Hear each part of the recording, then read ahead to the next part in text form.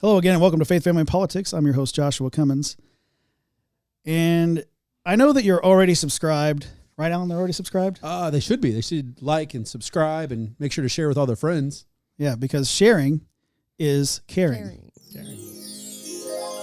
Nice. That totally was his hand, guys. That was not anything from the soundboard. Yeah, it's magic. It really is. It's annoying when he's eating other things. They're like trying to swat a fly away. Yeah. The worst. Yeah, it's like, here goes a fly. Next, I want to see you in a tattoo or a tutu doing that. Yeah, or watch this. Here goes a fly. Tutu. Oh, I guess it doesn't work every time. Not every time. Maybe this time. Maybe this time. Swatting a fly. Nope. Yeah. See? It's intermittent magic. Intermittent magic. It's fair. It's fair. Just store it up. Slight delay. Slight It's delay. not made in America. It's made in China. It's made in China. But Faith, Family, Politics is just one show of quite a few here at Revolver Broadcasting. And so make sure that you're going to our website, revolverbroadcasting.com, and checking out all of our shows. I got to talk to actually Danielle about getting yours on the website yet. But make sure that you're checking out our first guest to my left here, and you know her, you love her, and she hosts a great show called The Agenda with Crystal Rosati. Miss Crystal Rosati. I got a guy. I know a guy. And he's right over there. He's right over there in the studio, and you just can't see him because they never turn the cameras around. They're fake news. Sounds like a good dish to me. It could be. It is when we make it. Yeah, there you go.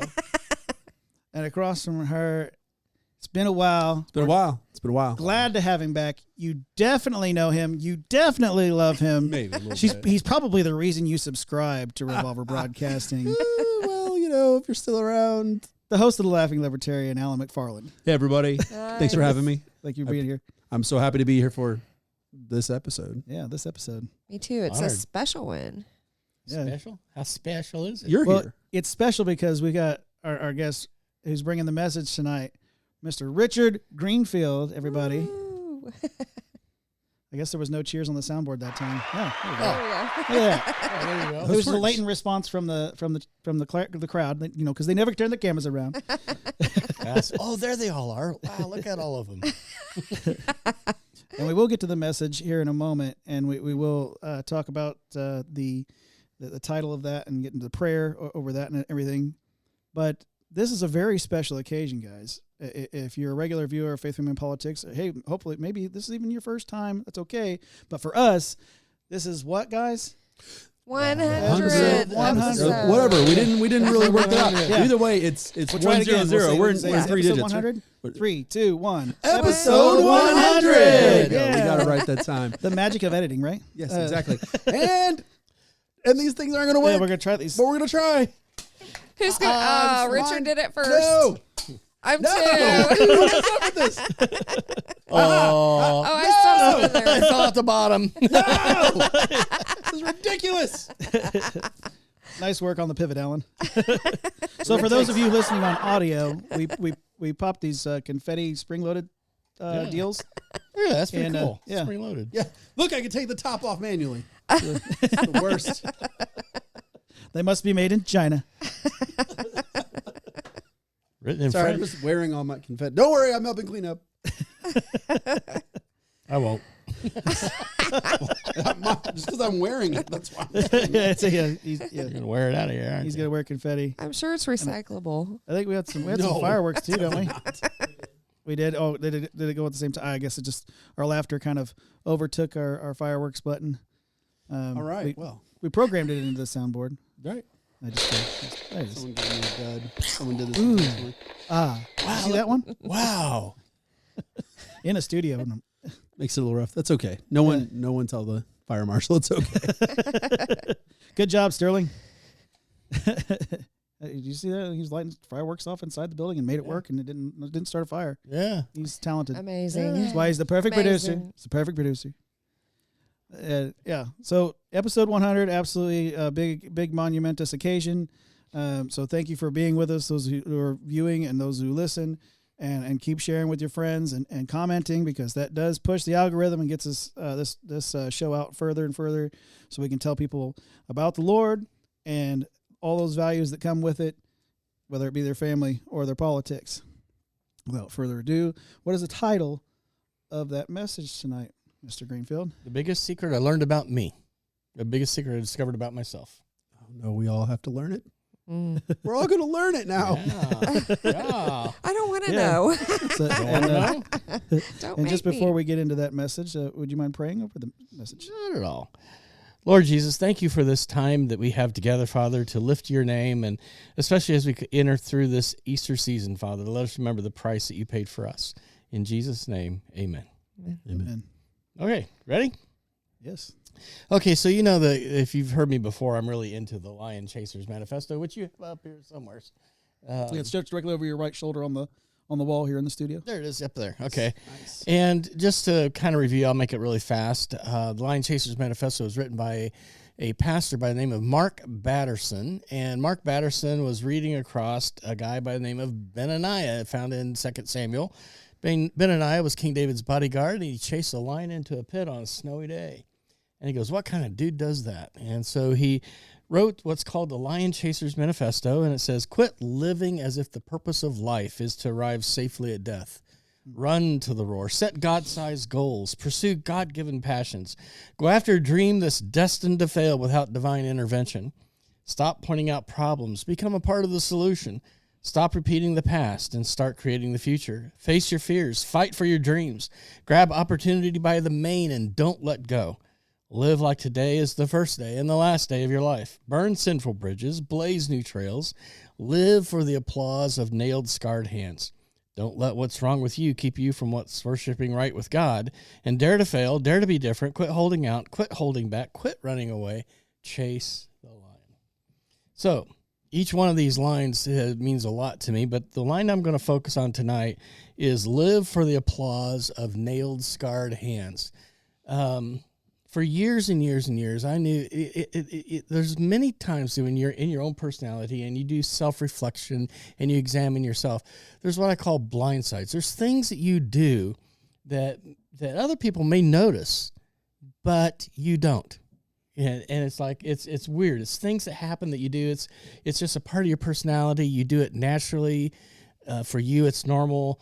But for other people, they notice it and they go, wow, that guy, they'll point something out about it. Well, I am now 64 years old, and I wish the 64-year-old could talk to the 20-year-old me and have a little talk. That line that says, live for the applause of nailed, scarred hands. My mother was rather abusive when we were younger. My sister and I both went through the same kind of yelling and screaming and abuse. And one of the things that left us with is we could never please Mom. No matter how hard you tried, there was always something wrong with what you did. And so as I came into adulthood, I think I drove not one but two wives nuts with the fact that I was receiving my self-esteem from them. In other words, how I respond or how I react, I was deriving my self-esteem. And I remember coming home one night, it's Friday night, and of course, maybe you heard the song, it's Saturday night, and I ain't got no money. I got some money because I ain't got no body. I got some money because I just got paid. Well, that was where I was at. I got paid, no date. And I'm like, I said, God, what is wrong with me? What is wrong with me? One of the things I like to do when I was at work, I was on a team at the time, and my team lead was Joel, and the admin was named Stacy. And I would often, like in real estate, it's like playing a game of basketball, or any other sports game. You don't know what's going to happen until you make it happen. And then you may get tackled or you may hit the end zone, but you just don't know. But you like to celebrate the little victories, right? And so I would go to Joel and Stacy and I say, hey man, guess what happened this weekend? I got a lead that does blah, blah, blah. And there's nothing wrong with celebrating with other people. But what's wrong is when I celebrated with Joel and Stacy, their reaction to me set what my self-esteem was going to be for that day. And that's wrong, because it says in the Lion Chasers Manifesto, I'll say it again, it says, live for the applause of nailed, scarred hands. And you know what? Joel and Stacy don't have nailed, scarred hands. And I realized that I'm a person that wants to please everybody, and so I please nobody, which is what you end up finding out. And if you're that type of personality where you're a please me person, and sometimes it'll drive you nuts, but you're driving other people nuts too, but you just don't know it. And I think that in a lot of my relationships, a lot of reasons why some of those relationships failed was because I'm pulling my self-esteem out of you. instead of the source, which is Jesus Christ, the one who died, who paid the price for me, who redeemed me on the cross, who had his back laid wide open with a cat of nine tails.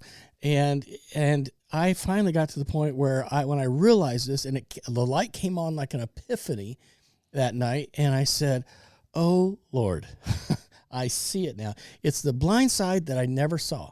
I had done these things for years, and I never saw it, okay, before, and now I'm seeing it. And then I realized why in my dating life, all the girls keep me in the friend zone. They think I'm a really nice guy, but the problem is, see, I'm trying to drive my self-esteem from them instead of realizing my self-esteem comes from the Christ who died for me, who paid the price on the cross for me, okay?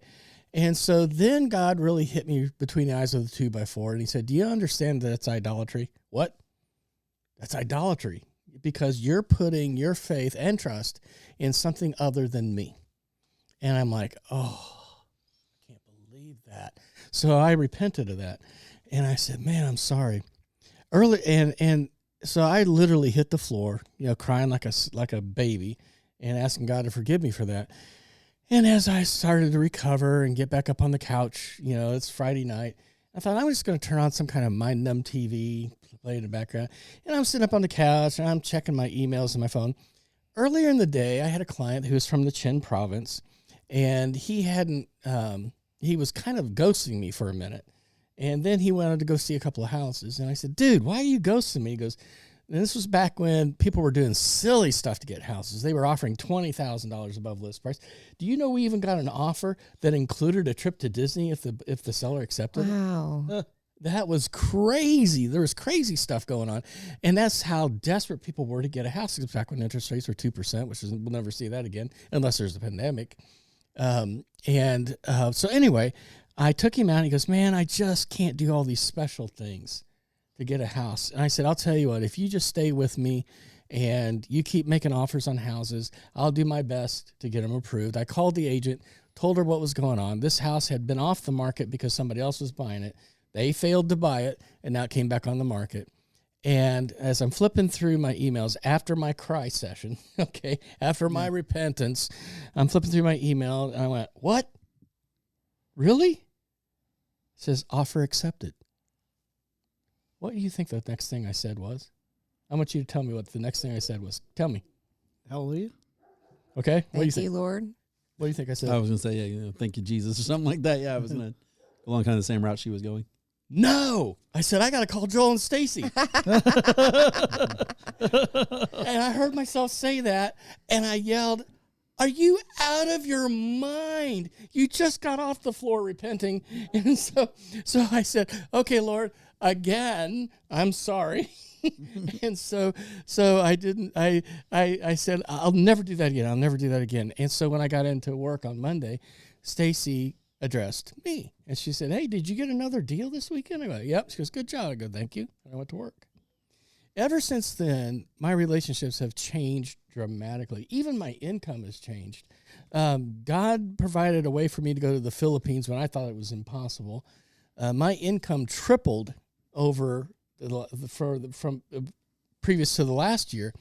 And it was, I've just seen some amazing things. I've seen God move. I've gotten out of the way, and let God in the driver's seat. I'm sitting in the passenger seat. I just saw something funny on the back of a Jeep. It says, God is my co-pilot. And I said, I feel sorry for you. Mm-hmm. Because he's not your co-pilot. He's your pilot. He's your pilot. And you're the co-pilot. Mm-hmm. And so I went, wow. And so anyway, it goes right back to that line in the Lion Chaser's Manifesto. Live for the applause of nailed, scarred hands. Does that include roofers? Yep. Okay. Roofers. Their hands have probably been scarred by nails. Oh, yeah. I was wondering if you still impress and roofers. Carpenters. I was going to say, the other carpenters. Yeah, carpenters. Like New Age course, carpenters. The carpenter was. Well, I know that. That's where I was going. Maybe the other ones are roofers. I was like, maybe he likes to impress those guys too. Yeah. So that's it. Well, my dad's a glazer. I'm sure that could fall in there too. Yeah, there you go. Yeah. So that's the biggest secret about me that I learned, and I did not know that existed. I didn't know it was there. I didn't see it. And when I told my kids about it, I go, yeah, Dad, we've seen it for years. It's like, the other people see it, but you don't. And so People pleasing is dangerous. Yeah. You know, it's definitely dangerous because it puts you on such a high and low. I've definitely been there. Yep. You know, part of, I guess, having showmanship a lot of time is people pleasing. It's really what it comes down to, right? Mm-hmm. Or even just having a channel. Sometimes it's going, you know, okay, we did the thing. Please like it. Please love it. Please share it. Yeah, please share it. Please Yeah. subscribe. Right. You know, that is a little bit of people pleasing, and it's part of it. You know, it's part of it. But then it starts to manifest in your mind. Yeah, and it's okay to be cordial. What's not okay is that if they don't share and subscribe, you're not down in the dumps because you're not deriving your self-esteem from that activity. Is that what I was saying? Battling that exact thing with the manifest. new show. Yeah. Because the first one published, and then I'm sitting there watching the views count to see how many people are watching. How many do I need to share it? I need to share it with this group and that group and that group. And then this last one, I haven't really checked it much. It's good. Because I thought I can't let that be the driver. And of course, it reflects right back to the name of my realty group, the Starfish Mission Realty Group, because That's why the pens. right, Okay. that's why the starfish is on. Oh, Okay. okay. So basically, it's a parable of starfish thrower. I made a difference to that one. And it doesn't matter if you got one view, you might have made a difference to that one. And that might be the reason why God told you to communicate to that person. And the rest of the 10,000 viewers doesn't matter. 10,000. Yeah. 100,000 or whatever happens, you know. You never know. You never know how God's going to use it. That's going to come. I Just think. says the Bible says, "Cast your bread upon the waters." Yeah. You know, and it won't come back to you void. And I had to go back to the reason I wanted to do it. Josh knows my heart. There's just so many people that have been asleep, and so and my podcast is not fun by any means. It's not funny. It's not fun. I'm trying to figure out how to make the content fun, but it's things that I feel like everybody needs to know, especially in this country. So I'm a big nerd, and it's nerd content. Need somebody to write for you? I might need to bring you on to bring some This guy has levity. funny, I've corny been jokes. trying to work with Josh more behind the camera because, you know, it does bring some levity to it. But yeah, I have to remember the mission and the ministry that I feel like I need to do. Yeah. Well, and we had that conversation after recording this most recent episode. That's what I was talking about. Is like, you know, you'll find your audience. Everybody that's supposed to watch will. I mean, every time that I've ever done that very same thing, I was talking about with views and stuff, and sit back and go, oh well, you know, it wasn't as good this week.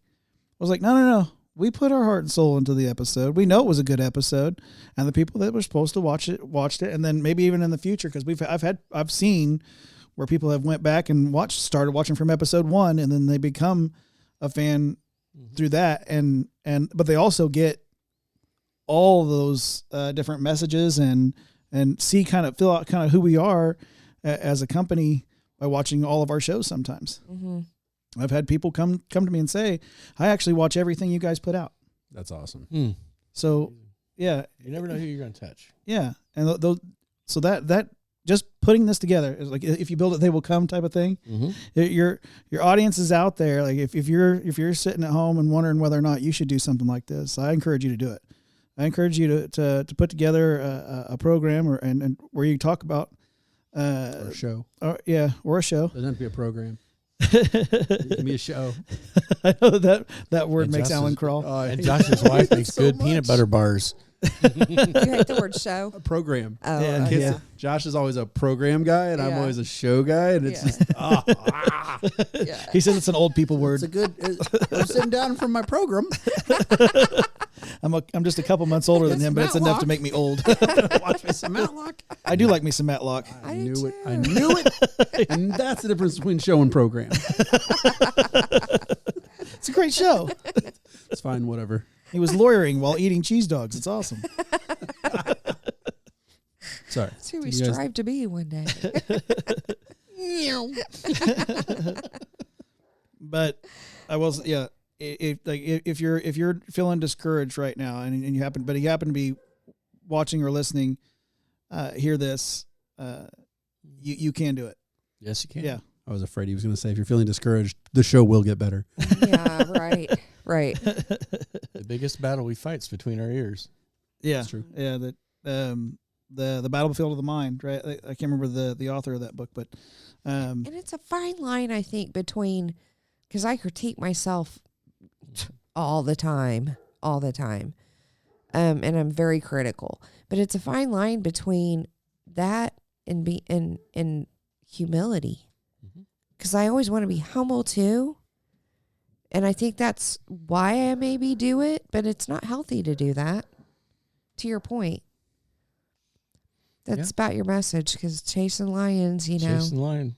Fight for your dreams. Yeah. Live for the applause of nailed scarred hands. And so those two things are specifically what we're talking about. Right. And it's very difficult, right? Especially in a field where you're trying to, your success, unfortunately, on paper, not success in here or here, your success on paper comes from trying to appeal to an audience and not necessarily appease them, but you want to appeal to them. But you know, here and here is where we need to find the success, right? We need to find that success in our hearts and our minds. And that's very difficult. It's very difficult in anything, like you were saying, like a sport even, right? You're in front of a crowd.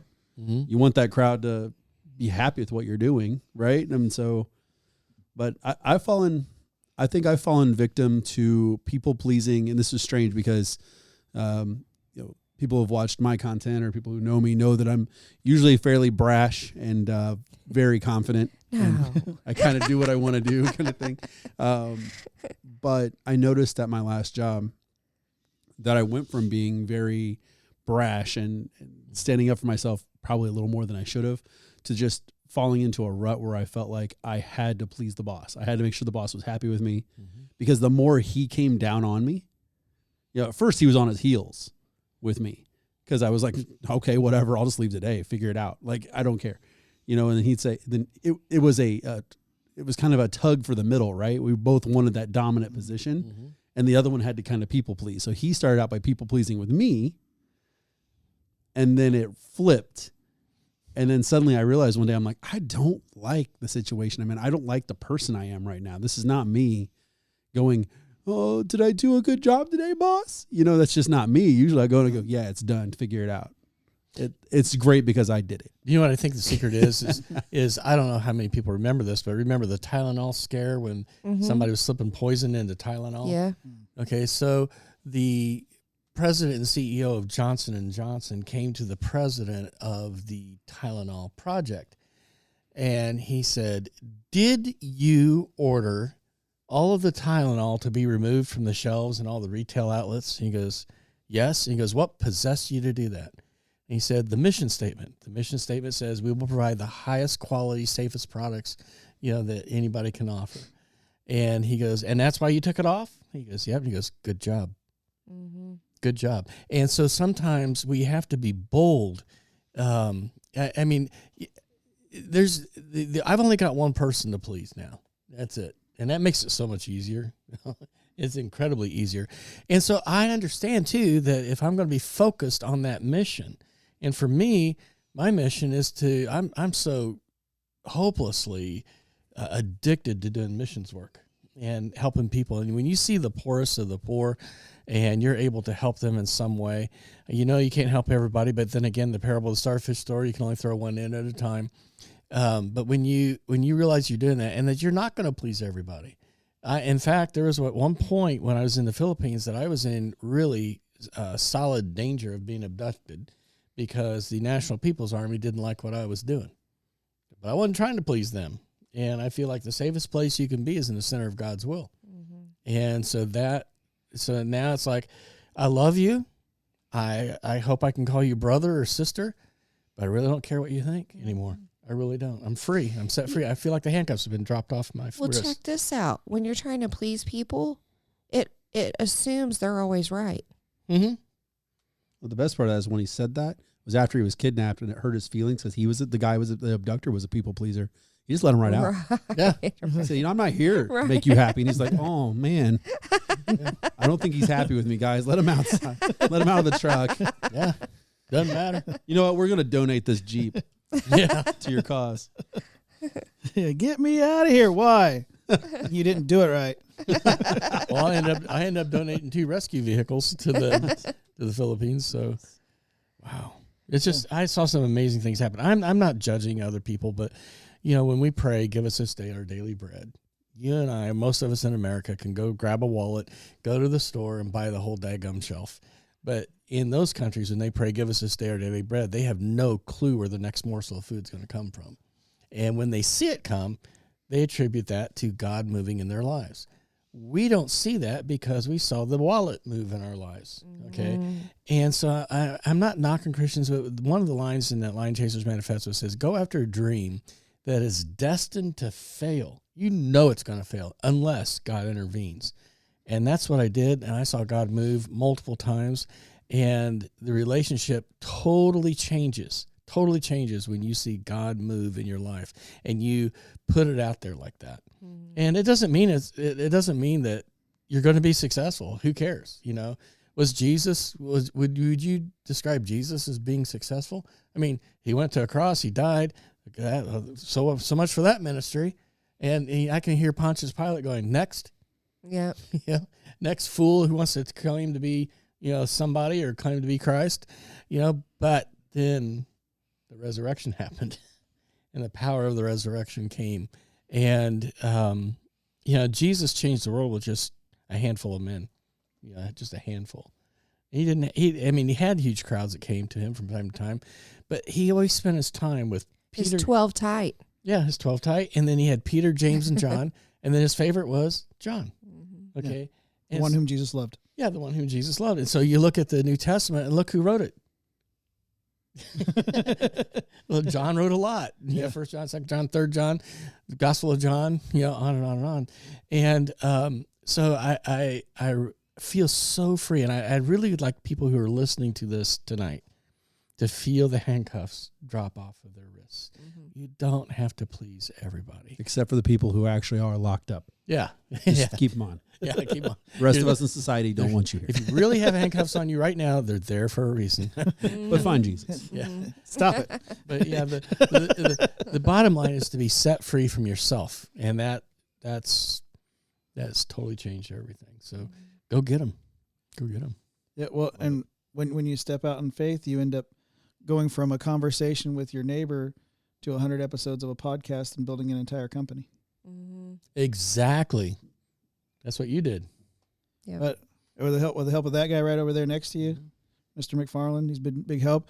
The guy behind that producer's booth, Sterling, Metcalf Allen, the perfect producer, and good friend. And I'm proud to call him brother. I'm going to try not to tear up, talk too much about it here. But let's turn the camera on here. I love you, man.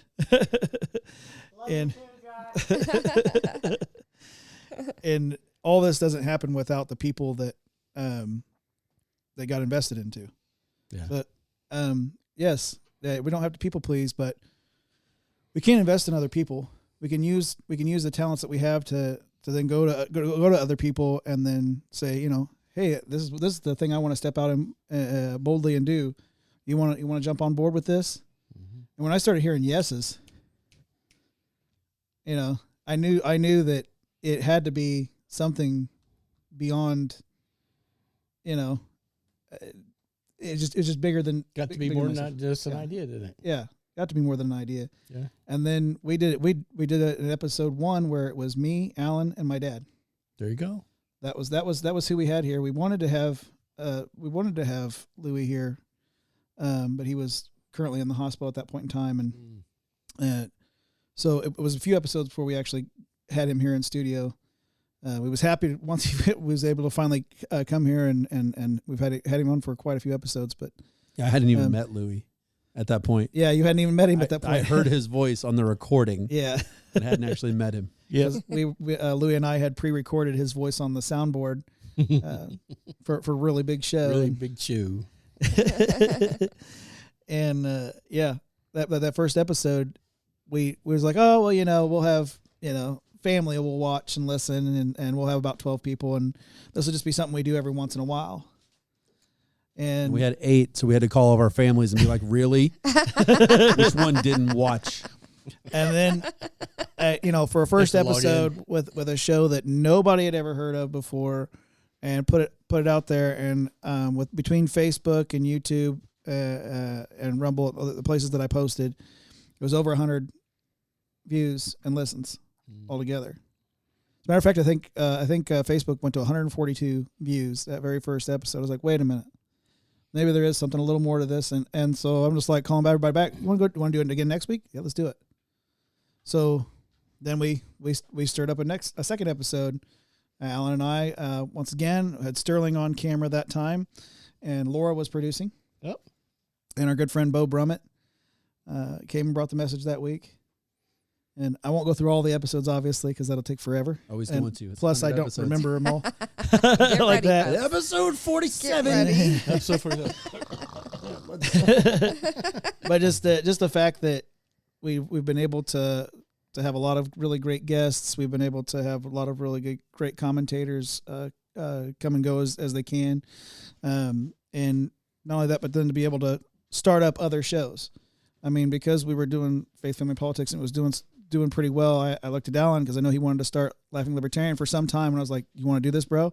And it was fun, and that was strange because it started out as a political show with like some punchy humor, and that didn't do so well. That was kind of rough. I thought that was going to get some traction, and then decided to go ahead and basically do music reviews and things like that. But I'm thankful for everybody who actually did watch those first couple episodes and watched it when it was actually like news.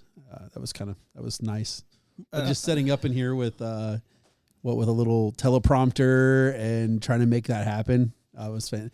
And Journey running up and down the stairs.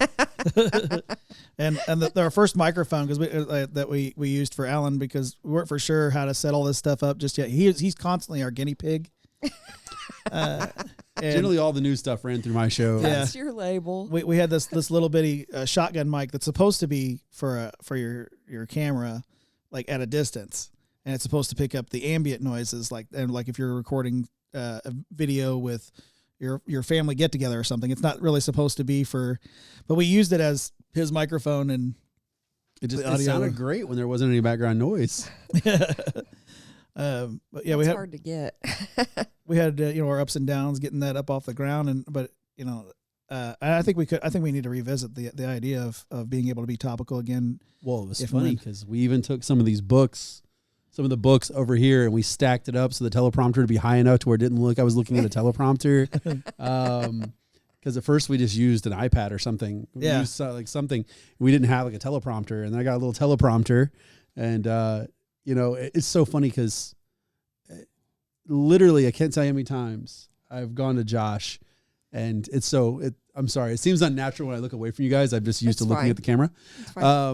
It's so strange. It'd be like we would record on Sunday, and I'd get to him about Tuesday and say, "Hey, there's this really cool thing I want to try. Do you know how to do this?" And he's like, "I don't know, but I'll figure it out." We have until Sunday. And back then it was just this show and then my show on Sunday at the time. So Josh had some time. He had some time.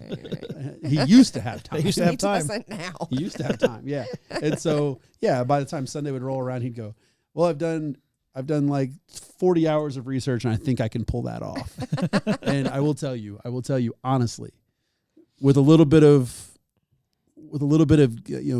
guinea pig action for like a couple hours, he always found a way. Mm-hmm. He always found a way. Yeah. It didn't matter how crazy of an idea I had. He always found a way. If I gave him a couple days. He's amazing. And we've had some crazy ones. We had my body hanging from the rafters. Yeah. Right? Where I said when you something got about the cleanse. Yeah. When I said something about the cleanse, and then suddenly it's just my feet and legs hanging from the rafters. All the way to the ones that were very questionable when, everybody had to haul me in here at gunpoint. Yeah, we had an episode like that. Go check it out. Yeah, it happens. But I have to say, I haven't done a show in a long time. I just don't have the time. A lot of time I just don't have the time. Editing, it just takes forever. And I will tell you guys, whenever you do a show, editing is going to be a long time, but it's well worth it. If you have the time, and even then don't hold yourselves to try to meet a deadline. Just try to put out content as you can. Because you're going to eat yourself alive thinking you're going to land this day, that day. And when this becomes your livelihood, then sure. Then this is your job, right? That's been our passion, our goal since day one. And I think if I had any advice for anybody at home, like if you want to do this, do it, like Josh said. But I'm a kind of person just beat myself up. oh man, it's got to be out on Monday. This has got to be out on Thursday. You know what? We got to do 2 shows this week. We got to do 4 shows this week. Yeah. We got to land these, and we got to strike while the iron's hot. The iron is always hot because iron sharpens iron, right? So it's always hot. You just release it when you can. And because again, you only have to appease one person. Yeah. That's it. And I mean, to go even further with encouraging others out there to do content is when I had another conversation before we actually got started, because I was looking at gear and trying to figure out what was going to be needed, and I was consulting with a friend of mine named Matt, and I was like, well, you got any pointers you could think of that, because he's had friends in the music industry and doing YouTube and all that kind of stuff, and he was like, just put stuff out. Just put stuff out, like fires, forest fires especially. Yes. Just don't start them. Because only you can prevent socialism. You're welcome. But he said, just start putting content out. And that's really what you got to do. Be authentic, be yourself. Don't worry about, like we said, like Richard said, don't worry about pleasing people. Your audience is out there. If you've got something to say and you really got something that you can talk about, or maybe you're a musician and you want to put your music out there, whatever it is, whatever that talent is, and you want to put something out there, just start doing it. And I know that sounds like an uphill battle, but there's plenty of resources out there. I mean, the internet is boundless with information to teach you how to set up microphones and audio. And I mean, I literally learned everything from either reading something online or watching videos. That's how I learned to do anything and everything here. Sterling and I have spent countless hours together working on a lot of stuff, just trying to figure out how to work this stuff. Sometimes it was just fooling around with the equipment and seeing what worked and what didn't. And we even spend that sometime, no matter how many episodes we've done, 100 now, yay. But we were trying something new out tonight. Unfortunately, it didn't work out, but we did the testing and we worked through it. Two things didn't work out. Yeah. Yeah. We'll make sure and play that back for Laura. My wife is so great. She went out and bought the confetti that we used for tonight. But yeah, just put stuff out there, because if you, like I said, if you got something to say, if you got something that's on your heart and you only have one person to impress, then just put stuff out there, because there's people out there that it's gonna, it could change their life. You could put the one podcast or song or whatever out there that really reaches somebody, and they're all of a sudden, wow, I've been thinking about this all wrong, It's about setting up treasures in heaven and not on earth. Yeah. Look, it's stuck to my finger. That's something that I also want to keep my focus on, because to your point, like the things that we're doing now, we may not ever see rewards reaped from it. Never. But if our motivation is right, pleasing the one that we should be pleasing, then our reward can be in heaven. So that's something that I'm battling with too sometimes, but we're supposed to be focused on things in heaven and not on earth. So that's what we have to do. Yeah. Well, it's a war of spirit and not of the flesh. And once we come to realize that, then we can start at least attempting to step into that battle. But that's always going to be a struggle, because the flesh is always pulling, because we're still human, and I'm just as flawed as anybody out there, and I will not claim to be any better than anybody, because I know that I'm not. You're not? Not. I could name a few things you're better at. I used to be better than a lot of people. Alan's just better. That's just who he is. It's not anymore. I got humbled last year. It's horrible to think you're the smartest one in the room.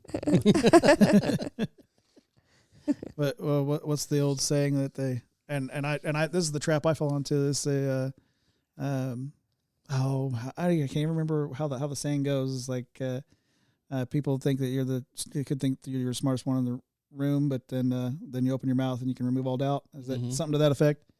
It's like, oh man, I don't know how many times I've said something that was maybe a little out of the way, or I'm certain I upset somebody when I said something. It's because I have this almost no filter before I say something type of personality, and I've battled with that. I don't know, it's a battle like it's gotta get swords and shields out for it. But it's just it was one of the difficulties that I've tried to sidestep my entire life. Because words are hard. Yeah. We talked about it last week's episode. Exactly. And yeah, you never know. Never know. Yeah. I don't know what else to say about it. Oh no, we're all just gonna stare at you at this point. Yeah. Everybody Episode 100, guys. Thank you. Episode 100. That's a segue from on out. For everything now. For everything. I don't even know what time we're looking at. So he's gonna be like, episode 100 was 4 episodes ago. Go check it out. Let's move on to the next segment. So it was a really cool episode. I don't know if we're family now. I think we should be in the family, right? Yeah, we kind of already, yeah. I mean, naturally. Oh, we're done with the family now? Naturally segued. I don't say that we're done with family. No, I mean, we got to give them a full episode, right? But what time are we looking at, Sterling? 41. Okay, yeah. So yeah, we still got a little 20 bit of minutes. It's at 20 minutes. So, Alan, you've been away for a while. We catch everybody up a little bit. Oh, so I'm the one carrying this now. Spotlight. All right, it's fine. Now we're all because looking at you. episode 100. Bring it.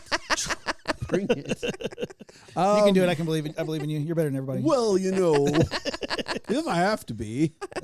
No. Everybody, you bring me on like, hey, Alan almost died, and now he follows Jesus, and then he just disappears. Like, for 7 months. Where's Alan? Well, did he go actually with Jesus? No, I got left here. No, he's still here. No, Episode 100. So many months, right? They're like, it's 100. I don't care what you're doing. Stop it.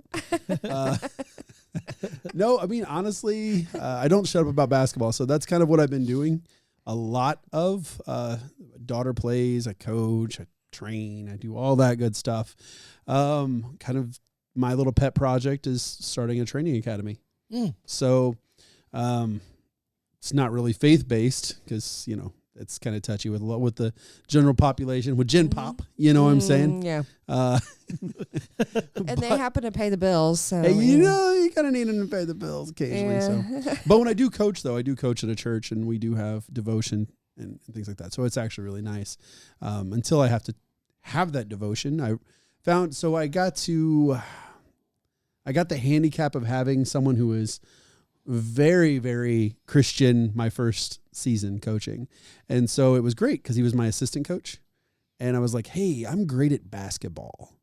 I'm not great with God. So if I teach us the X and O's and we win games, can you lead devotion? Because that would be great. And then, so this last season was great because I actually got to lead devotion myself and sit down and, I've been studying the Bible and such. And so it was kind of nice to be able to sit down, understand what I'm reading, understand what we're talking about, and functionally have a conversation with the children, ask questions and have the answers up here. It wasn't like, it wasn't like Sunday school when I was a kid where they're like, remember, blah, blah, blah. And I'm like, no.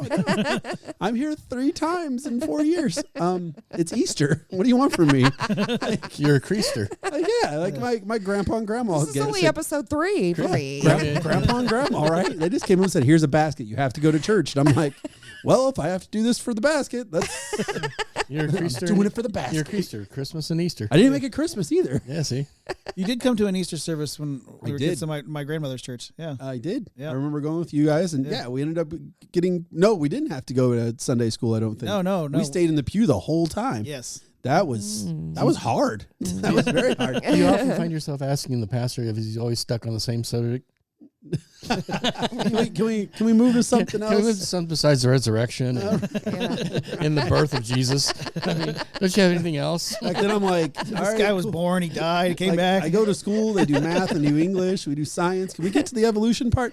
Well, if you attend next week, you might have a chance. But I will say though, it was wonderful being able to sit down and they give us kind of some things to talk about. They give us some talking points during our devotion. They don't leave us out there like, all right, you're building on the minds and souls and spirits of these children. Make it happen. They don't do that. Probably because they wouldn't trust all of us. But It's another story. Whether it's Tylenol or not, you got to make sure your product is consistent, right? So they would give us kind of a script, sort of, kind of. Yeah. And it was Bullet great. points. Huh? Bullet points. Yeah. So, well, I mean, depending on what side of town you're on. What am I talking about? We live in a Democratic run city. They could be hollow points. There's bullet points everywhere. Or they could be hollow points. But they don't mean anything. Hollow points. Exactly. So it was it was actually great having those conversations and being able to go, all right, kids, like let's bring it in a little bit. Let's you're talking about, or I actually had one girl, like literally while I'm talking about doing the devotion, we've gone through like 7 weeks, and she just looks at me and goes, I really don't think I believe in God. And I'm like, oh, like how do I approach this? Right. I've got one girl, we've gone this far into this whole situation and things. It's not a requirement for them to be Christian to be there. So, I'm the kind of person, as much as people probably think I'm overbearing and impose on people just for my general personality, I am a libertarian. So I'm a live and let live person. And I'm like, I'm more like you. I want you to be on this team. I want you to be over here because I care about you. But I also respect the fact that you need to work through it, because I'm 40 years old, and I had thoughts at 37, 38. And then, I finally just kind of, I don't know, this pressure. You're welcome. Two of my longest How old friends. are you? I'm 40 now. For our audio listeners, Richard just waved Twiddled his finger. twiddled his finger. Whoop-de-doo. But I'm just saying, it took, Takes a while. even with my two closest friends who I've known since I was in single digits, one from the first day of kindergarten. Yeah. Both of them being Christian the entire time, their families all being Christian and such. They would go to church on Sunday, and I would just ride my bike and wait for them to get home. And it didn't bother me. And as I got older, I was like, I went through a whole phase of believing in nothing to believing in God, but not really subscribing to Jesus, to just all these different things, right? But I was going in the right way. I was following the right path. There was a trajectory. I just had to get to the destination, right? Yeah. And so, I mean, they like to think, I guess. I'm not going to say I'd like to think, because that makes them even happier. So I'll say they would tell you that they had a lot to do with that. But I mean, I really just think that I just learned to respect all the gifts of life and of everything we have in this wonderful world. So those guys, whatever. But yeah, that's pretty much what I've been doing with my time. Let them think that. Yeah, well, whatever. I don't want them to, You're libertarian. Let it be. Well, I could tell you this, Alan, and to that point about you. I told you it was going to be an eventuality. That's what I'd say that episode after episode. So this guy's going to get saved, but I told you so. No, but when Don and I was able to reconnect after many years of not actually really hang out, we was friends on Facebook. That was about the extent of it. I mean, we were friends when we were kids and stuff, but being able to reconnect as adults, and then through this, and him and I had conversations it's like, you know what, I pray for Alan, you pray for Alan, let's pray for Alan together. And so that was every time he's been here, you're one of the names that we together we pray together. There's two or more gathered in my name, right? So, and it's like, well, you can go back to your family. Your whole family's going to pray. And then I'm going to go back to my family. We're all going to pray. And then, Louis, when he went back to pray, I know Sterling went back to pray. You had a lot of people pulling for you. And then they made God work in mysterious ways by destroying my appendix and then really putting me on my back foot, right? Like, what could I do, right? Like, I was already like 90% there, but they were like, hey, God's going to work in mysterious ways and just put him down. It's like just hostage kind of stuff. Yeah, right? and then he can't get away. He's in a bed, right? So like, what? Now we can just pound him. Like we can just really, really, the power of Christ compels you straight into Christianity. Like, what was I supposed to do? What was I supposed to do? It was compelling, okay? I wasn't going anywhere. I couldn't sit up. You know what that reminds me of? It reminds me of you can never run away from God. You're either running toward his mercy or you're running toward his wrath. That's fair. That's a fair statement. You ran face first into that wrath, buddy. I did. He's or appendix "Sit down. first. Sit Face down. planted We need in to it." talk.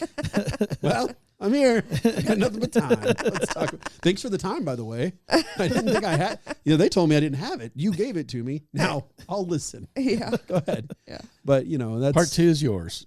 right. And it wasn't. That was one of those situations where it was just. I waited till I knew I was in the clear. If you guys saw those episodes, I didn't want to do it like deathbed confession. Like, please go ahead, baptize me as I'm, completely not in here. Yeah, no, it's not like that. I waited till I was in the clear, and I'm like, okay, cool. I'm on the other side. Let's talk. Appreciate you. Thank you for getting me here. But let's go ahead and have this conversation now. But anyway, yeah. So my time gone has been literally just 6 days a week basketball. It's been daunting.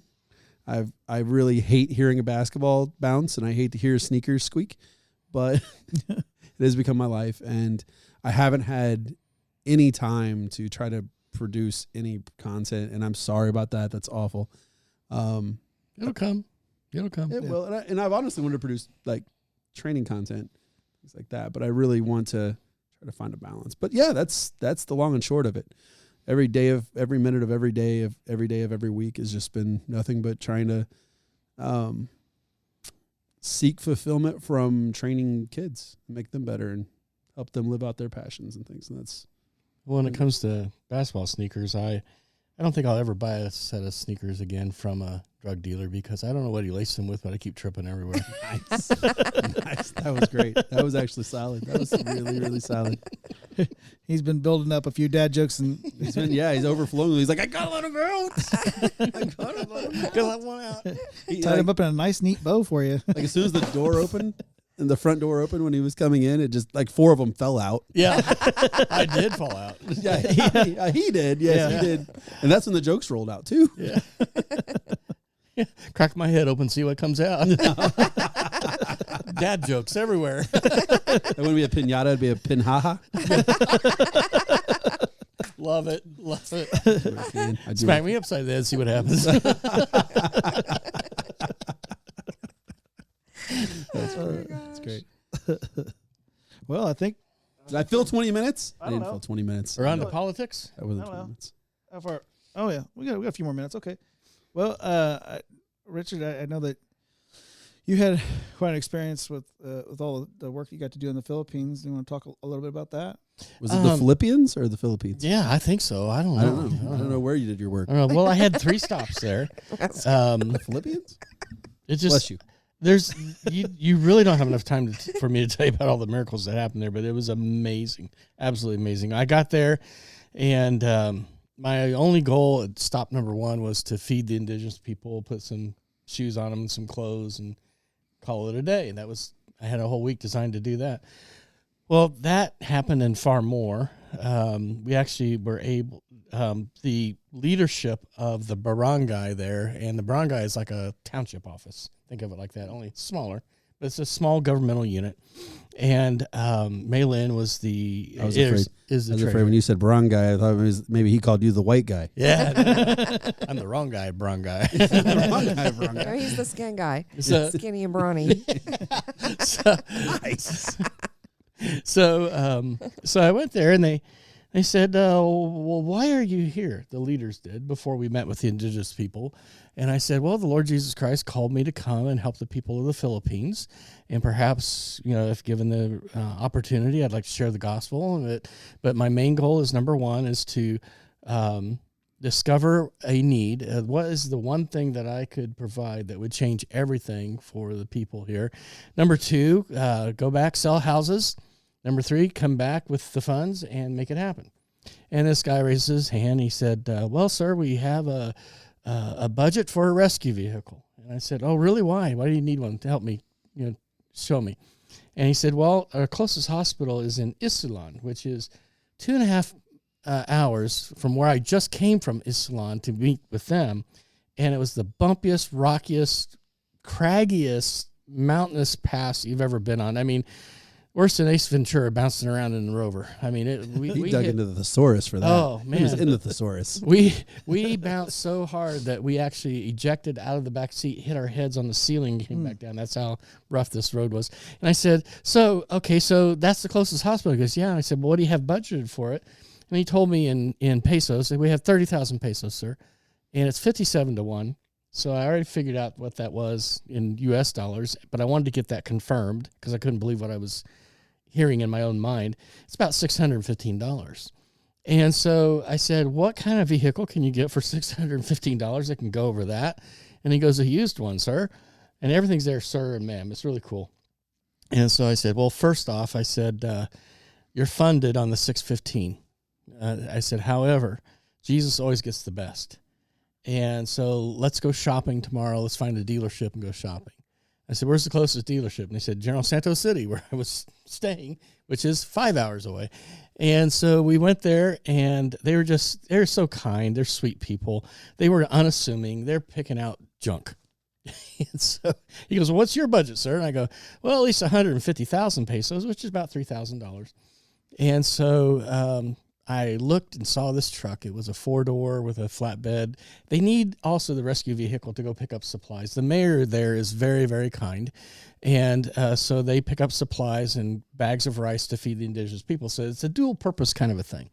And so I saw this 4-door one that was perfect. You could get a stretcher in the back just fine, the whole 9 yards. And I snuck over to the dealer. I said, how much for this one over here? And he goes, well, sir, that's 320,000 pesos. And I said, with a light kit, a siren, and a PA system says, get out of the way, with those little track bikes. And he goes, I'll be right back. And he goes, 685,000 pesos, sir, or 385,000 pesos, which is about $6,600. And so I grabbed the leader of the brown guy who was looking at junk. I said, come here. He said, what about this one over here? He goes, oh, sir, that would be amazing. And I looked at the dealer and said, make it happen. And so in the process of doing that, the mayor of the district in Palembang found out what I was doing. And my guide, Maylin, said, you've got a meeting with the officials of the mayor's office. And I'm like, Richard Greenfield, would you please come to the principal's office? I'm like, She was, it'll be okay. I said, yeah, they discovered me. So then about half an hour later, she goes, yeah, that's changed. You still have a meeting with the officials from the mayor's office? This is like having a meeting with Hogsett. Okay, that's how hard it would be to get that meeting. She says, but you also have a meeting with the mayor himself, and it's at his home. Oh, wow. And so I didn't realize I was talking to a bunch of Muslims, okay? I just was professing Christ to a bunch of Muslims. Some of them are Christian, about 50-50. Yeah. And so I'm at the mayor's house, and why are you here? And I said, well, because the Lord Jesus Christ called me to, and I'm talking to a Muslim, and I don't know it. And it's just like in The Godfather, I didn't know who it was with, okay? And so anyway, he went from calling me Richard to friend to brother. And at the end of my presentation with him, he said, you know what? You worship God, I worship Allah. It's the God of love. Allah and you, we are both serving the God of love. And I said, okay. And then he said, what are you doing later tonight? And I looked over at Maylin and said, we got any plans for tonight? She goes, no. He goes, would you stay for dinner with my family? Oh, man. I said, sure will. And so he looked over at his associates and he says, make a bunch of American food. And I go, no, sir, make Philippine food. So he said, you want Philippine food? I said, traditional Philippine food. I said, I can get American food anytime. And so he goes, okay. So this huge table, I mean, this table is probably 20 feet long. It looked like it was set up for Thanksgiving with a bunch of Philippine food. And there's only like 6 or 7 of us at the table. Okay, go figure. And there was that little bowl of eggs beside me. And I knew this was coming at some point in my trip. It's called bulat. And bulat is you take a duck, You fertilize the egg, you let the embryo grow halfway, and then you boil it, and then you eat it. Look at her face. It's not as bad as it sounds. You pop the top up, drink the juice, tastes just like chicken noodle soup. And when you eat the inside of it, it tastes like a hard-boiled egg with a little piece of chicken liver with it. That's what it tastes like. So, but the texture of the yolk was a little rubbery. Anyway, I digress. So he said, there's another man sitting there at the table, and he said, hey, this is so-and-so from this other Braun guy, and next month they're going to get a rescue vehicle. And I said, why not tomorrow? He goes, what? I go, why not tomorrow? Because I saw 2 white trucks. And so I was able to get that for him. God just opened doors and opened doors. The second trip was to the northern part of Mindanao Island, which, by the way, Mindanao Island is probably the most dangerous island any white boy can be on, because the National People's Army, as a communist insurgency group, they'll come and take you because you're white, you're rich, and they're going to hold you for ransom. And so at one point, I was literally whisked away when I was at the Braun guy at Barangay Baluan. They actually threw my bags in the car and said, get in, we're going. Because I was planning on spending the night. And I go, what's up? And he goes, you just need to get in the car. And this guy started scraping his fingers up and down the car. It was pretty creepy. But anyway, so we got out of there. And so I met with the mayor. That was the most successful part of the trip, was the first leg of it. The second leg, I was able to go on a medical mission trip, which included buying... Josh, I'm going to ask you to do some calculation in your mind, okay? Math is not my strong suit. Or just anybody here. I want you to do some calculations, okay? I'm going to rent 2 medical doctors for a day, 4 medical licensed nurses, and I'm going to buy, for 200 indigenous peoples, I'm going to buy prescription meds and supplements. How much? Sounds like a lot. Sounds like it'd be a lot of money. How much do you think? Just guess. What would you pay for that here? Oh, what would you pay that for that here? Yeah. Oh my gosh, that would be, 150,000? Like 500,000. Yeah, it would be- 500 plus, okay. $905. Okay, so the prices there are totally different. And so we were able to do a medical mission trip there. I helped a young man with his dialysis. I helped another man, a young lady with severe blood disease. I was able to get medicines for her. The third stop was up on Luzon, the main island, and this is all what started it. My buddy John, I hadn't seen since 1995. His name kept bouncing in my head. Now tell me that wasn't God.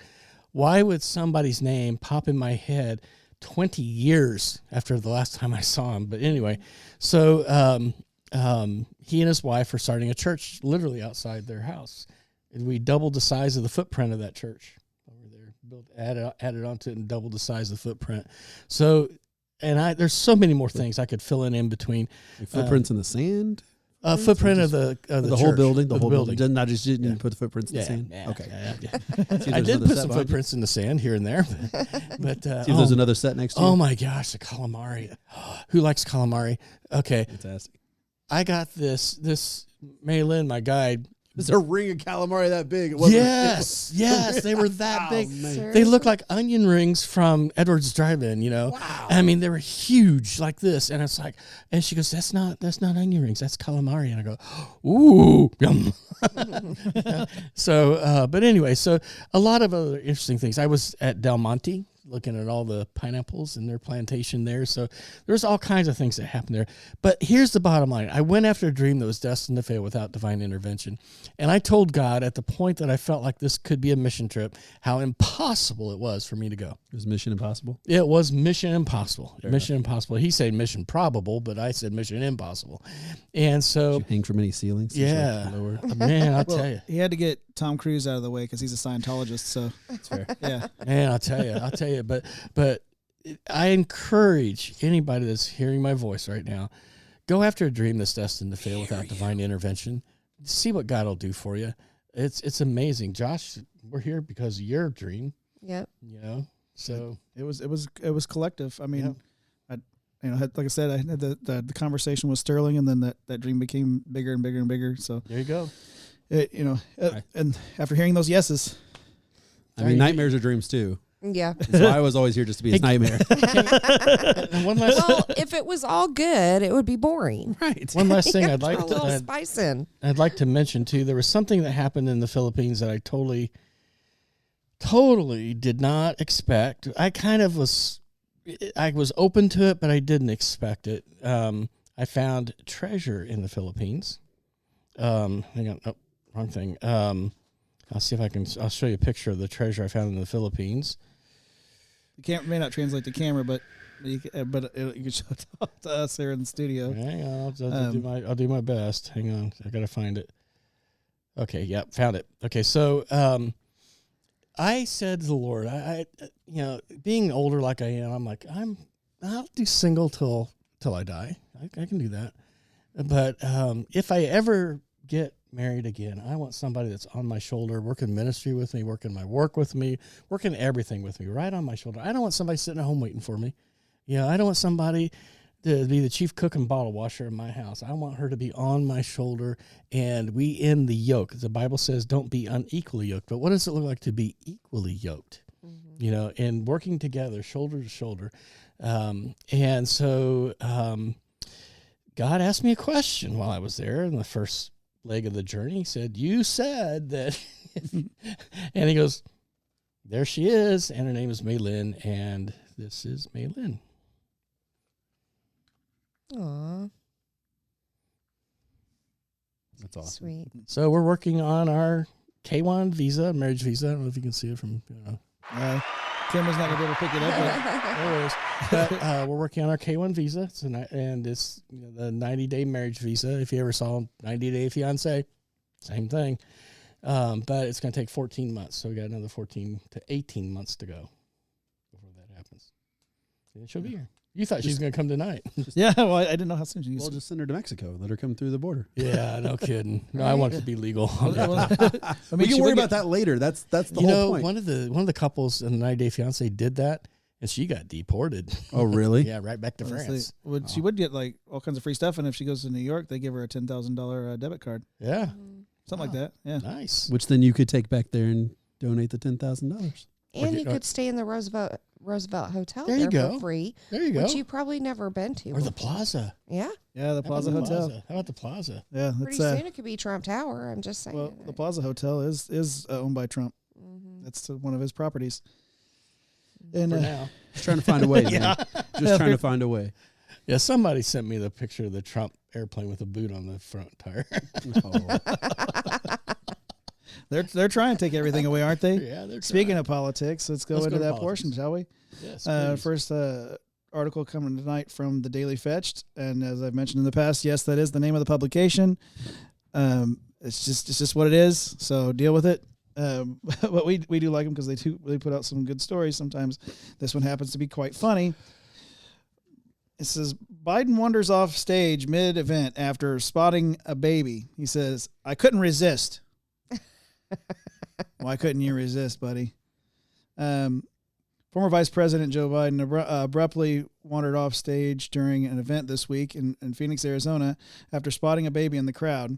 As Biden's campaign manager was introducing him at a Mexican diner, Biden suddenly walked off stage in front of confused onlookers.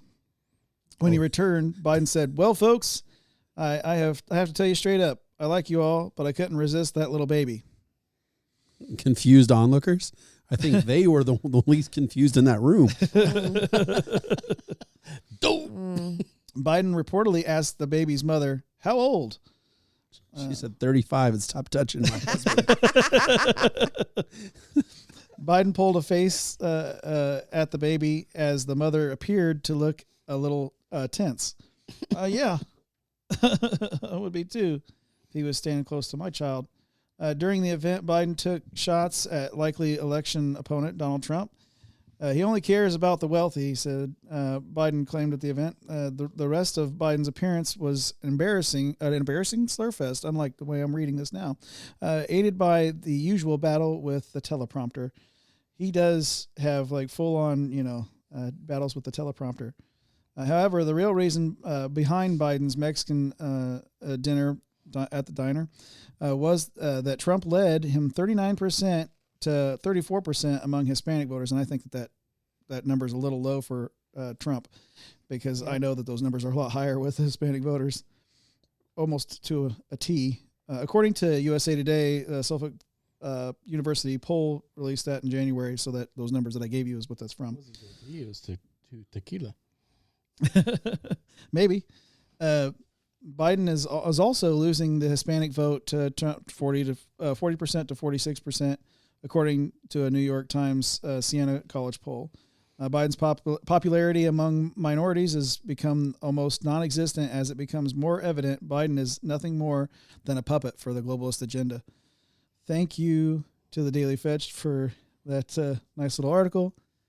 What does everybody think about him wandering off stage to go see a baby in the middle of everything? Okay, I'm going to be the devil's advocate. If it's a cute baby, it's a cute baby. I think he probably was trying to win some brownie points. You know, every politician's supposed to kiss the baby, right? So Sometimes I think that too. Like I think both sides can sensationalize things to make a point. That one isn't that big a deal to me because of what he said. That's where my head went to. See where I went to. But I don't like him, and I think he's, does creepy things with kids. Yeah. So I think, and obviously it's speculation, but if I were on his staff in any way, shape, or form, how would I approach it, knowing that he is in cognitive decline or well beyond what he should be, where he should be to be in front of the American people? I would have a baby there. In that way, when he starts to falter, he has a go-to. Mm-hmm. I would give him something to draw his attention. He would know, obviously they would know, but it would be some way kind of a soft reset. Yep. And so maybe it was a distraction. So like you would Lion King it from the back of the room, just like, that's like, look, it's a baby, right? Like, except for her mom, the baby's mom would have known. Well, I'm saying I wouldn't be holding the baby. No, I'd just be like, hey, look, there's a baby there, and hey, by the way, and that way, it's just if you start to stumble, you start to fail or whatever, that can buy us 2, 3, 4 minutes. Mm-hmm. It'll allow you to gain your composure as much as Biden can. He's still failing. Bring in the ice cream. Yeah, right. I was like, why not just? It'd be easier to just have an ice cream bar, right? I mean, you guys have some great ice cream here, and then you have to some fried ice cream. I don't know. I think we're all of us are being too sensitive. I mean, on both sides of the fence, and I'm like, I don't see anything wrong with it. I just see that there's a spin that was put to it. Mm-hmm. The activity, but I'd have to witness it to see if it was creepy or if it was just.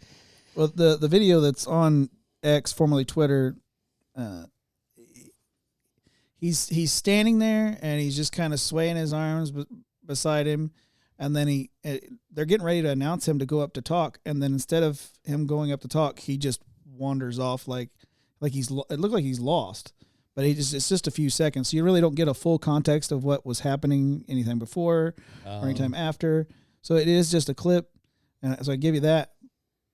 But that being said, if you know that you're about to be announced to speak, yes. That would be a little rude. Yeah, it's I guess off-putting. I guess what you're saying is like if he was standing greeting the crowd and then saw a baby in the crowd, I get it. Precisely. Like oh, hey, you're out there, you're with the people, and then suddenly you're like, oh my God, look at that little baby, right? Like, that'd be one thing to just kind of stop and go, hold on, I got to see this cute little baby right here or something, I don't know. Like I said, if I worked for him, I would put things in there that was socially acceptable like that in order to buy time for when he would stumble. But hey, I don't work for that administration. I'll never work for that administration. And obviously nobody who works for that administration is as smart as I am. So it's okay. We all work for that administration. We pay taxes. That's true. We're not going to talk about last year and whether I paid my taxes. And work. And work. Yeah. Speaking of money, that related us into our second article of the night coming from the Washington Examiner. Alan, you're going to love this one here. Of course. The Fed projects higher interest rates and higher inflation for longer. Josh. Who could have foreseen that? No. Yeah. I don't really see why they would want to keep putting clamps. Actually, you know what? How do you feel about that, sir? Yeah, I just got a Facebook post that I'm going to look up. So you keep talking while I find that. Oh, absolutely. Okay, I'm going to read this article. That's exactly how I feel about it. For all the investors, hopefully it's clean. For all the investors flip-flopped and flipped again in the past 6 months of speculation future interest rates, the Federal Reserve has remained remarkably consistent, I guess. In a total confirmation of its previous projection from the end of 2023, the first summary of economic projections from the central bank in 2024 likewise predicts just 3 cuts to federal funds rate this year, with the Fed holding rates at the 23-year high of the 5.25% to 5.5% range. Which I can't find anywhere. Right? But even though the Fed still projects higher interest rates for longer, it made one crucial modification to its projections: even higher inflation for longer. Really? You think?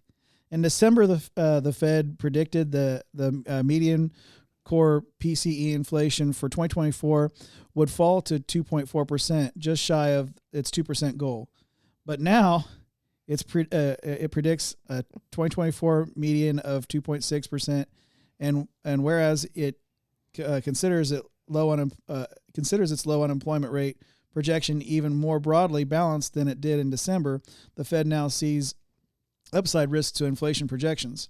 While the Fed remains committed to approaching its 2% median inflation target in the next 2 years, not one member contributing to March's SEP believes inflation will do so this year. Okay, so you asked me the question. How do I feel about it? How do you feel about that, sir? Okay. In 1971, the interest rate for a mortgage was 7.33%. If you waited for interest rates to go down, you wouldn't have purchased a home until 1993. You would have rented for 22 years, waiting for rates to go down. Meanwhile, the value of real estate quadrupled. Don't wait to buy real estate. Buy real estate. Buy real estate and wait.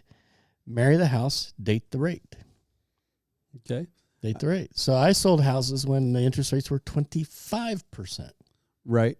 But as a homeowner who looks at what my 4% is on property value from 15 years ago, and I look at another property I want to gain 300 square feet, I'm adding $120,000 of debt because the property value. But then because I have to pay 7% or 6 point something percent, I'm paying an additional $400 to $500 a month in order to be able to marry that house. What's the difference between the price of your house now and the price of the house you're buying? The difference is going to be about $160,000. Okay, so $160,000 quadruples over 20 years. Is it still worth it? If it's going to quadruple, we're talking, It's you good. said 20 years? Yeah. I've seen a doubling effect, not a quadrupling effect. You will in that amount of time, because if you add 4% compounded yearly to that amount, you'll see if that's worth it. If you can afford the payment, though, it doesn't really matter. I can want $1 million vehicle, but can I afford do I have the credit to get it? Maybe, but can I afford the payment? But $1 million vehicle, it's going to depreciate. It Yes, depreciates, absolutely. but a house doesn't. Right, but if you can't afford the payment on the house, it doesn't really matter. So Well, yeah, you don't wanna- if the Fed prices you out of the market, you can't really do anything with it. Yeah, you never want to buy a house that you can't afford. But those houses anyone can afford are short in supply. But let me say, as the interest rate goes up, what happens to the price of a house? Well, the reason why the Fed is pushing the interest rate is because they want to open up the housing market. But as they've shown, and what they're actually saying is the housing market hasn't actually slowed and employment hasn't slowed down either. Therefore, they have to apply more interest over a longer period of time because they can't break people from buying houses. Okay, but you didn't answer my question. I did actually. The idea is that if you jack up the interest rate and you raise the payment to where people can't afford it, they won't do it. And then therefore the housing market, actually the housing prices have to drop. Yes. Right. But the problem is they're specifically saying, because that's not happening, because they've been projecting this for 4 years, because it hasn't happened, they have to prolong this. And so it's just punishing people who are buying things in hopes that people will stop buying things, which is horrible for the economy. Yes. To try to drop the value of something to make people buy again, because they're saying the average person can't afford the house. But the average person is just stretching and saying, okay, well, I guess I'll just throw myself in debt and hopefully at some point the interest rate will go down and I'll refinance. The unfortunate thing right now in the real estate industry is that there's a lack of housing. Right. There's Absolutely. not enough. There's not enough inventory. Which is why they're prolonging this. Right. And so what happens is you have people that are sitting there at 3%. They don't want to sell. Right. Okay. But if they see the difference in the interest rate they're going to pay for what they're getting over a process of time, and then realize when the interest rates drop, they can refinance, then they're leveraging the value of the home against the future value, okay, and they're leveraging that against the dollars they're paying today, which tomorrow, if the interest rates do drop, they're fine. If the interest rates don't drop at all or even increase, okay, then they're still leveraging the house. In other words, they still get that increased value as they make their principal and interest payments. The equity is growing even more because you're dropping your amount that you owe. Okay, so you have a double increase effect. You know, inflation of the house itself over process of time, and then you have more equity because you've paid down the balance. What's really crazy, what people don't understand is why would I be sitting at 6% and refuse to refinance at 3%? Why would I do that? Mm-hmm. Right. Yeah, there's not really a reason. Okay. Well, unless you're only going to own the property for a short period of time, and then in which case you don't want to incur the extra. I mean, because honestly, I went to refinance and they were like, it's $2,500 to refinance, and I'm like, what if I'm not here in a year? I've not reaped any benefit from that. Okay. The reason why the banker wants you to refinance, even at a lower rate, is because they're resetting the amortization schedule where you're paying more interest in the first years of that loan than you are at the end. Right. The reason why I chose not to do it is because most of my payment was going toward principal now. Right. So it wouldn't help me to refinance from 6 to 3 because I would reset the amortization schedule and start paying interest only. See, for me, it would have helped because I would have shortened the time frame and lowered the payment. And what about And your? we did it because we consolidated other loans into it. Oh, makes sense. Yep. What about your? Let's say you got a single mother out there. Taco Bell's the only job she's got. You know, if she's lucky to even get that, and she can only work at part time. She's trying to take care of 3 kids, and she knows she needs a house, and rent's pretty much taking all of her paycheck, and she has to choose. And she has to choose between. He's been. You got your client. We're connected, list. remember? The client See, list. yeah, and she's trying to pay her rent and choosing between a lot of times between the rent and being able to feed the 3 kids that's in the house and trying to make all that work. And these this being prolonged and inflation on top of that inflation, because like Alan has so put it in the past, like inflation hurts everybody because it makes your dollar worth less. It's not that it makes things cost more. It's that your dollar's worth less. It's that your dollar is actually worth less. And because of that, people don't realize it. Yeah. Yeah, they think that the $10. That's what we just talked about on the podcast we taped Wednesday night. Yep. You got $10, it's worth $7 now. Yeah, it's not. But it's you not still that the think chocolate you bar have is 10. $2.50. Right. It's that you your still dollar's think worth you have 70 10 because you have cents. 10 $1 bills. So I got a 10. Well, here's what's really cool about housing, though, is my payment is, you're going to laugh at me, but my payment's like $690 a month. Okay. But back when I got that loan, holy cow, that's almost my whole paycheck. But now what do you think about $690 a month for 4,000 square feet? Mm-hmm. Actually, no, it's 2,600 square feet. Mm-hmm. Okay. Well, imagine this, Richard. If you own a property, you're not currently living in it. It's a property that you own, and then squatters come in and take over that property. Yeah, that's a big deal. That's going to lead us into our third article of the night coming from the New York Post. 100 episodes. 100 episodes. 100 episodes. Here we go. Segue. Vigilantes try to evict squatters at a $1 million Queens house after homeowner who confronted them is arrested in tense standoff. So not only were there squatters in her home, but she goes to get them out, and the cops arrest her for trying to get them out. Welcome to America. Mm-hmm. A pair of vigilantes allegedly tried to forcefully evict 3 alleged squatters from a $1 million Queens home after the homeowner was arrested when she changed the locks and tried to remove the squatters. 2 unidentified men driving a black pickup truck pulled into the driveway of the Flushing home, searching for the tenants Tuesday afternoon, according to the Daily Mail. One with a Trump shirt on, mind you. Oh, it doesn't say that, but I saw one of those guys. Yeah. Like, yes. He said, "We are looking to get this guy out." One of the men allegedly said. A neighbor told the outlet, "I am here to talk to him. I want to see why he is here." Adele Andalaro, age 47, was in the process of selling the property when the group shadily took refuge in the home last month. Andalaro inherited the $1 million property from her parents after they had passed. So it's tough enough to know that both of your parents have passed, but then, now you're inheriting a property and you've got to sell that and have to basically drudge back out through those emotions again, and you've got somebody squatting there. So what's your question? We'll get to that. So many things. She confronted the trio and changed the locks in hopes that they would not be able to re-enter if they left. However, a male inside the home called the police on Andalaro, who was later arrested. Neighbors have noticed some concerning activity in the house since the alleged squatters snaked their way into the home.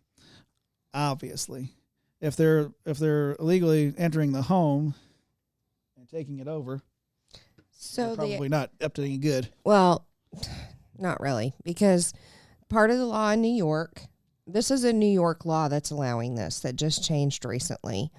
And the guy that moved in went viral on TikTok talking about it and telling other people how to do it, because his friends have done it with 7 other houses right now. Mm-hmm. Okay, so the law in New York supposedly is... This particular home was a white guy that squatted. Yeah, you're talking about another video, but I know exactly what video you're talking but there is another guy. He said he was going to come and do it. He's Venezuelan. Yeah. The guy that you're talking about. Yeah, but there is a law in New York, and part of it is that in order to stay there legally as a squatter, you have to pretend like you're the owner. So you have to do repairs on the house. So the report I read tonight was that they were bringing in construction materials per a neighbor and working on construction all night. She saw them carry a door in and things like that. And they're doing that because that second part of that law that gives them the right to be there requires them to do repairs. Yeah, so they said they literally are just going to force their way into the homes, take the homes, repair them and flip them. Yeah. Take your home and flip it. And make the money or sublease it. So could you imagine that? Could you imagine you own a place. You're not currently living there. It's a property that you've purchased. Someone comes in and they have a door painted for $50. They got the receipt showing that it was done at that address. Now they live there, in air quotes. And now they go through and sell that property. They can't sell it. That's underneath that New York law. They not obviously not in Indiana, because but they take possession of it technically through this squatter's law. I don't think that gives them ownership rights, though. It wouldn't in Indiana. I don't know about it. Does. And in New York now, because of this new law, it does. And I would never want to leave my house. Could you? You'd be so terrified to leave your house because someone could just gone on vacation. You're done. Yeah. You come back and have. We talked before we came tonight. We got plans. Well, so I had a friend who was buying her first house, and they went and looked at it, closed on it, everything was good, right? And the next day she was starting to move everything. She was going to come move everything in. Literally everything was good. They did a final walkthrough. The next day she shows up, her door's been kicked in overnight, and she's got squatters living in her house. Now, of course, this was 2008, 2007, somewhere around there. Is it local? At that time, yeah. At that time, the police came right there and was like, get out of the house. Mm-hmm. They're like, you know what you do. Right. Get out of the house. Now, they couldn't, of course, hold anybody responsible for fixing the door, so she had to fix the door in her brand new house she just bought. She just signed off on. But it's called insurance. Right. It sucks. You know what I'm saying? It's a front door of your home. You're moving your things in. It's bashed in, right? And so now you need it fixed ASAP. You don't want to put your things in. It's just crazy to think that. Yeah, and the fact that he made that video saying, hey, this is what you do. And they said, a lot of times it's just as easy as taking out a cell phone, like going to the store, get a cell phone, get the billing address switched to that home, and then having it email the bill to you so they never actually physically receive a bill so they don't know you're doing it. And then now you're like, I have a bill that goes to that house. I have a bill that goes to that property. That is... You're establishing residency. Right. And you never have them physically send a bill. You have them just email it to you. But you have an address on it showing that you've established this over the course of 30 days or 90 days or 60 days or whatever the law says you have to establish residence. And like, that's nuts. I mean, New York has to They don't care. They don't care. I don't understand why they're trying to destroy that state and city. Well, the thing is, they don't have to buy. I don't understand. I don't understand it because they don't have to buy votes. They have the votes. It's like doing this in Chicago, right? Right. You don't need to do this in Chicago. You know, Republicans don't even run in Chicago. Right. Literally, elections come down to 2 or 3 Democrats running for the same spot. Republicans don't even try to run there. So destroying you don't need to change anything. Obviously, everybody's happy with the way it goes. It's how much you're going against people with the same values as you. Yeah, I can't remember where it was, but there were 2 Somalians Democrats running against each other, and a Democrat, and it's like it was who could out Democrat the other one, and they were and both of them only spoke in the whatever language they speak in Somalia. I don't know what that language is. I guess Somalian. Yeah, we'll just say that. But we don't it was definitely not English. I know that. And I mean, not to tell everybody that they have to speak the language, but if you're running for an office, to appeal to the masses, you probably should speak the language of gives new definition of Somali majority of pirates. people. Yeah. Yeah. Look at me. I am the captain now. Dang it! One of those 2 are going to be the captain. We can't do anything about it. What if we don't vote? I don't know. One of them's going to be the captain. It's just incredibly sad to me because there's good people there too. To your point, what are they going to do? Nothing. There's nothing they can do. They're in the minority. Yeah. Left for vacation and lost everything. It's crazy. You know what we didn't lose? We didn't lose our faith. Yeah. I know what I would do if that was happening in Indiana. I'd say, "Oh, Skippy, you got me. How about signing a lease for $1 a month?" And he'd go, "Oh, $1 a month is that all you want?" "Yeah, $1 a month. Give me a 1 month, security deposit. Give me 1 month down, and then once they sign the lease, then I give them their notice, their eviction notice in 30 days. And you got 2 weeks to move out, and if you don't move out, take you to court because you've established paperwork. I give you 30. I give you 30 days. Indiana has a lease if you don't have one. It's called a month to month. And so you really don't even have to do the lease. All I have to do is just say, okay, well, these are my tenants, and I gave them a 30-day notice like I'm supposed to. You got 30 days to move out, and I'm filing for your eviction. Yeah. Well, let's not work on getting ourselves evicted because we are at the end of this 100th episode. Yeah. 100th Yeah. episode. We arrived at the end. Yeah. We're at done. Thank you for being with us for this duration. Richard, would you like to lead us in the closing prayer? Sure.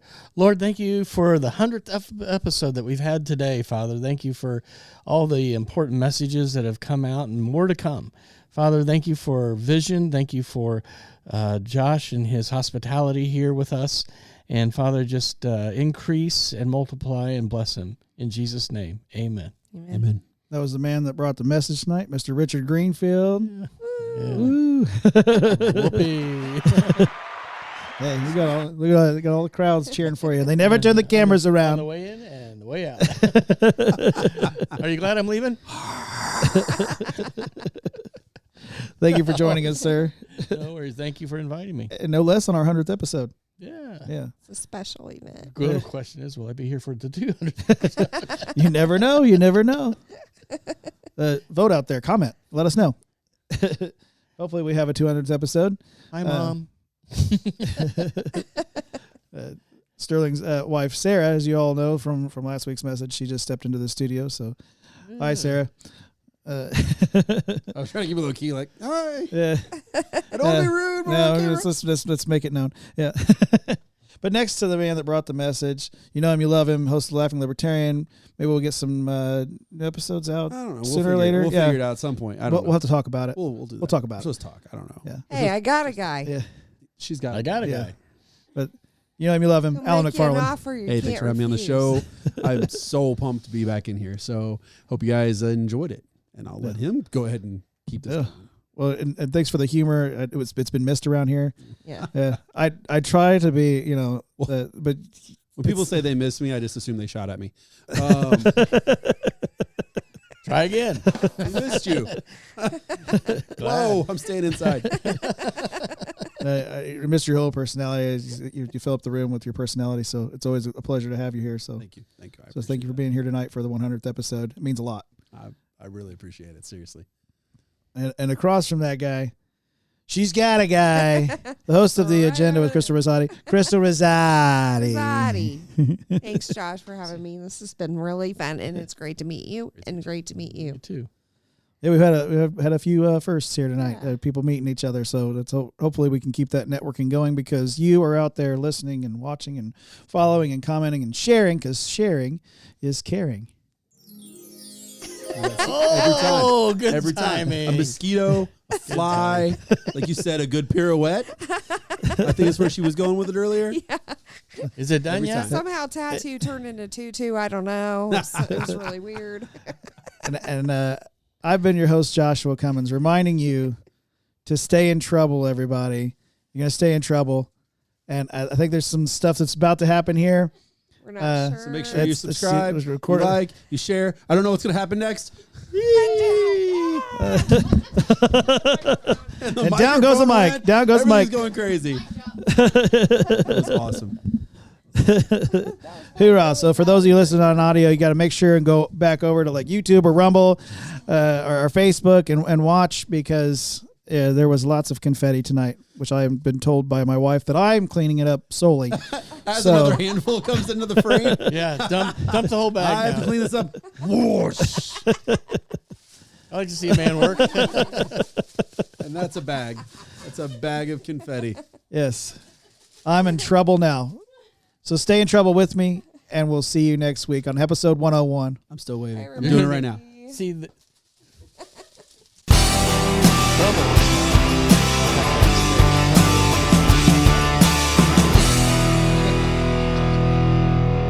Yeah, see, I rest my case. Oh, I'm still talking.